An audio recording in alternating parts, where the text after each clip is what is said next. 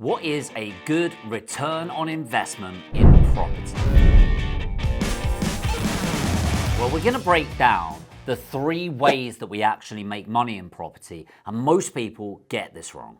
So what is a good return? Well, first of all, there's no one-size-fits-all approach to this. There's actually multiple ways to even measure what return there is in property. And I really want to simplify this and break it down step by step. Yield is the most common way of what most people would measure as a return in property. So first of all, what is it? Yield is your annual rent divided by the purchase price as a percentage. I'm going to keep the numbers really simple. So if we had £500 a month rent, which is very low, and we times that by 12, how many months there are in a year, that's £6,000. If the purchase price of the property is £100,000, then that's 6,000 divided by the 100,000, and as a percentage, that is 6%. So on that particular property, that is a 6% yield. What we don't take account of is management, maintenance, voids, stamp duty, interest. That's not what we do. And so when people go, sometimes property, you hear them go, yeah, but you've not factored it. No, yield is a factual number, not an opinion.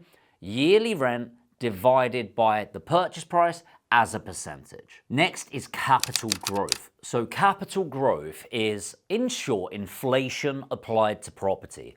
So naturally, as the cost of labor goes up, the cost of bricks, the cost of wood, and then added into that, the fact there's too much demand for the amount of property that we have available, all of that contributes to the value of property or the price of property going up on an annual basis. And that annual growth in property is called capital growth, or sometimes you'll hear it called capital appreciation. And the final one we're going to look at is ROCE, return on capital employed. And this is a really efficient way for you to understand that if I had this money in the bank, what would I get? So in the bank, you might call it an interest rate, but when it's invested into something, you've got different terminologies. So for example, you invest in a stock, you might say ROI, return on investment. In property, we look at return on capital employed, and it is the best like-for-like understanding of what return on our cash we are getting. So just because there are three ways of measuring it doesn't mean that we all need to measure them equally. It really depends on what's most important for you. For me, I really have a long-term outlook. So capital growth is a really big part of my investment strategy. I'm not looking to quit my job by buying a couple of buy-to-lets. Whereas for you, you might be more interested in cash flow. So as I'm going through what my returns are and why they're so important to me, apply the logic to your understanding. Let's go back to yield. So we understand what yield is. And what you need to understand is yield is a bit of a benchmark and a comparison metric across other investment types. And for me, what makes a great yield as a benchmark is 7%. Now, it's really important to understand that my investment area is up in Yorkshire, specifically West and South Yorkshire as a majority. And the reason that's so important is understanding that if you're investing in London, which isn't one of the best areas in my opinion right now, the yield is naturally going to be a lot lower. And the reason for that is that rents and property prices are not directly correlated. What I mean by that is it's not a £100,000 house is £1,000 rent. A £200,000 house is £2,000 a month rent. It doesn't work like that. They don't go up the same amount. And so in London, the property purchase prices are staggeringly high. And whilst the rents are higher, they're not in line with those purchase prices. So you can have a really beautiful two-bed flat in London where the yield is maybe only 3.5% to 4%.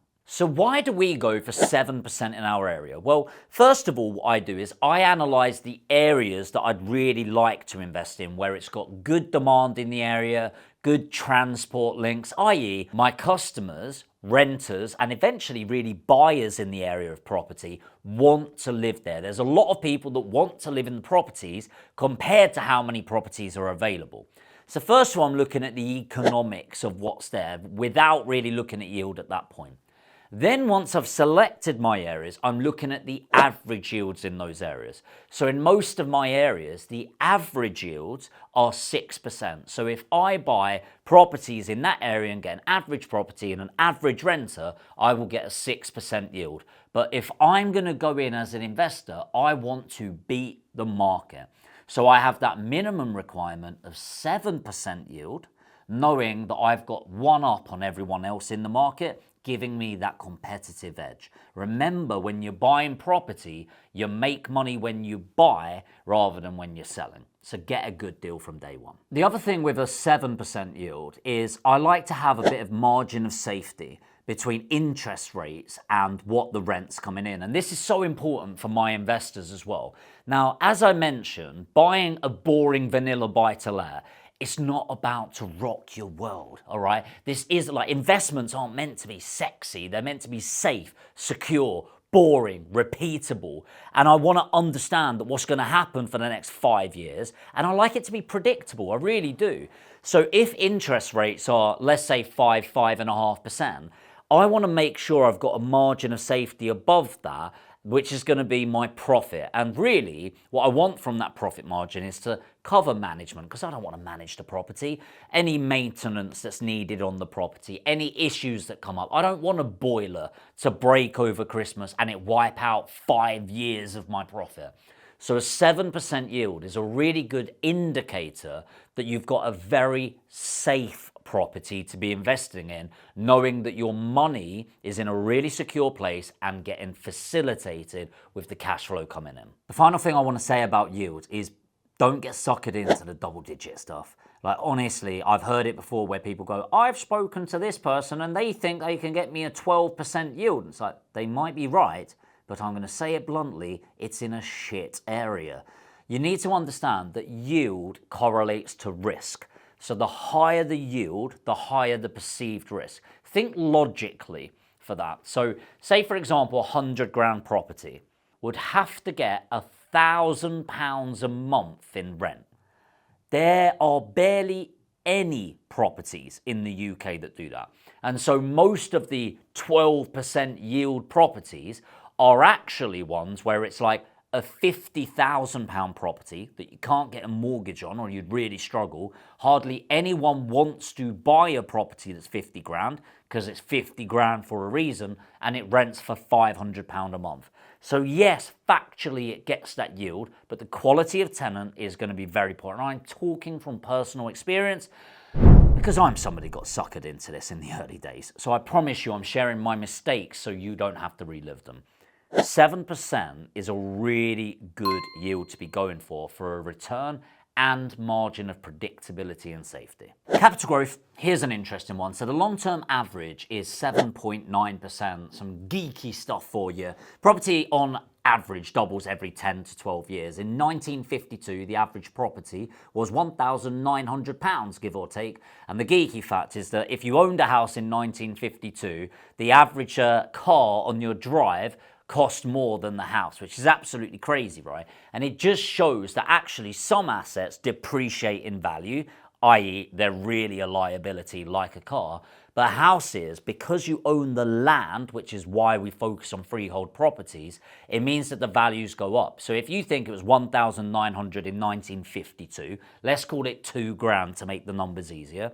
2, 4 grand, 8 grand, 16, 32, 64, 128, 256 is what the average property should be worth in 2020. And if you look at us now in around 2025, we're looking at an average property price of 300,000. So when we say it doubles every 10 years, it really does on average. And I know that some people go, are you telling me in 10 years time that means the average property is £500,000 to 600,000? Yes, and I'm telling you, in 20-25 years, the average property in the UK will be £1 million. Now, if that is true and the average area is 7.9%, number one, does that mean every single year? No. If in doubt, zoom out. Property doesn't go up every year. It goes up and down and up and down and up and down. But in general, over the long term, 10-year periods, it will go up. In fact, there's never been a 10-year period where property prices have gone down. Number two, does that mean if I buy any property in the UK, it's going to go up 7.9% on average. No. There's obviously areas that do way worse and areas that over the long term do way better. For example, in our investment areas, our average capital growth over the last 3.5 years alone has been over 40%. That's 40. So what should be a target that you're looking for? So I like to be really conservative. So when I actually put investments in front of our investors, we go, right, based on 4% capital growth, we know we're going to do this. But what we're looking at is a minimum of 5%. Now, the reason for that is, especially over the last couple of years, you have to bear in mind we've gone through, across the UK, a market correction. So if we've had artificial inflation through COVID, naturally there's a correction in prices, which has been across all asset classes, companies, share valuations, cryptocurrencies, literally everything. We had that correction coming. So we're trying to target minimums of 5% every single year over a 5-year period, and we put it forward as 4% to be conservative. Now, the reason 5% is so powerful is because we're leveraging, we're using mortgages to buy properties. It means that it goes to our ROCE, which I'll talk about in a moment, and we're actually going to translate that to a double-digit return on investment, which is unheard of, especially in something as safe as houses. So how does this connect together? Well, this is something that we call ROCE, return on capital employed, or something that I've tried to dub as combined returns. And the reason I say combined returns is when we get our rental returns, the yield, and our growth, the capital growth, and we put those together, that's when we get a real indicator of the true return of our investment, or ROCE. See, when you're investing in property as a buy-to-let, a boring vanilla buy-to-let property, you don't buy a buy-to-let with the idea of selling it in a couple of years. For example, I jokingly say, but it's not really a joke, my exit from buy-to-let properties is death. And I know that's really morose. And what I mean by it is, I just don't intend to sell the portfolio. I'm really hoping that I live for a long time, my kids inherit it. And so the real power of owning these assets, in a word, is legacy. And I really like the idea of having a legacy, so that I'm a big believer that it takes one person in a family tree to change the financial future forever. And I'm also a big believer that that can be you if you choose to do it. So for me, when I'm investing in property, it's not about me quitting my job. It's not about the bit of cash flow. It's the fact that my kids will grow up in a completely different financial situation to me. And as long as they're not fucking idiots, their kids will do the same. Okay? And then that's really important for me. So this combined return, we are targeting a minimum of 13% combined return. And what that means was between the yield, our cash flow, and the capital growth, once we factor in the fact that that growth is on the overall value and we're leveraging against that using mortgages, we're looking at double-digit returns. And so what we've managed to do over the last 10 years, and we've got a decade of numbers now, is we are able to triple somebody's initial investment over a 10-year period, and then do that again and again and again, decade on decade. And if that sounds like something that you'd like to be a part of, maybe you've got the 100K to invest in property, and we really are looking for people with 100K or more to start building their portfolio, and you like the idea of tripling your investment, put APG in the comments now, and what I'll do is I'll send you a link and you can arrange your completely free one-to-one strategy session, and we'll show you exactly what we do for ourselves and our investors to triple their investment every 10 years. I hope this has been valuable. Really what I wanted to try and get across is it's not one size fits all. There's not one way of measuring success in property, but I really like that line, if in doubt, zoom out. The longer term you can have your mindset towards property, the more logical you'll look at an investment. The shorter term you look at property, the more illogical and stupid moves that we end up making. And I promise you this, property is not get rich quick, it's get rich for sure. When you have the get rich slow mentality, you take a strategic approach, I can guarantee every single one of you watching this, if you've got 100K to invest, I can make you a millionaire over your lifetime, and your kids obviously multi-millionaires through that. And that comes from this approach of combined returns. As I said, if you want to have a chat, I'll send you a link, put APG and I'll send that over to you. If you did get value from this, make sure to hit like and the subscribe and notification bell, and I'll see you in the next video.